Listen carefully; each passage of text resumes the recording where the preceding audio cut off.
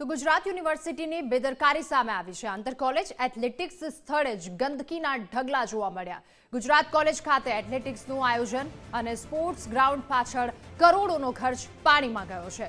ગંદકીના ઢગલા અને રોડના પિલરો તૂટેલા।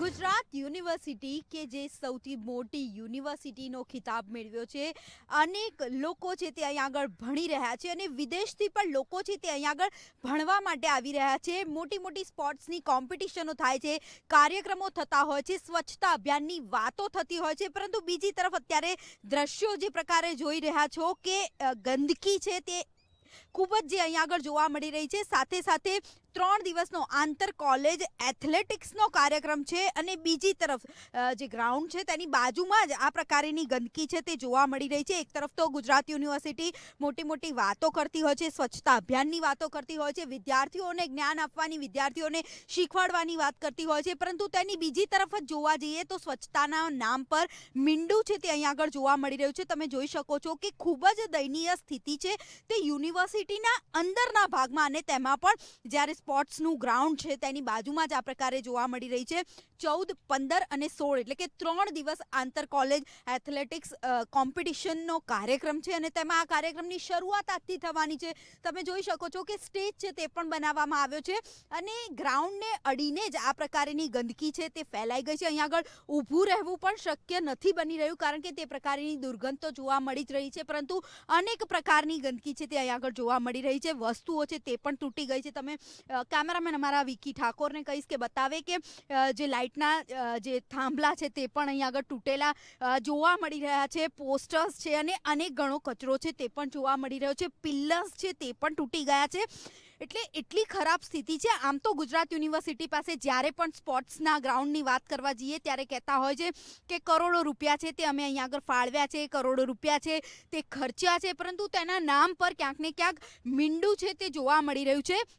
સવાલ થાય છે ગુજરાત યુનિવર્સિટીના વીસીને કે આવું તો તમે કેવું કામ કરો છો કે જ્યારે આટલા ભવ્ય કાર્યક્રમો કરો છો, જે એથ્લેટિક્સનો પ્રોગ્રામ કરી રહ્યા છો, અલગ અલગ કોલેજોના સ્ટુડન્ટ્સ અહીંયા આગળ આવવાના છે, સ્પોર્ટ્સ પર્સન આવવાના છે, ત્યારે આ પ્રકારની ગંદકી રાખશો તો કેમનું ચાલશે? જ્યારે ગુજરાત યુનિવર્સિટીની વિદેશમાં પણ નામના થઈ રહી છે, દેશમાં નામના થઈ રહી છે અને હજારો લોકો છે તે લોકો બહારથી અહીંયા આગળ ભણવા માટે આવતા હોય છે, જ્ઞાન માટે આવતા હોય છે। તમે એક તો કાર્યક્રમ જ્યારે હોય ત્યારે મોટી મોટી વાતો કરતા હો છો, પરંતુ તેના નામ પર ગુજરાત ફર્સ્ટ અત્યારે સ્પષ્ટપણે દેખાડી રહ્યું છે કે સ્વચ્છતાના નામ પર મીંડું જોવા મળી રહ્યું છે।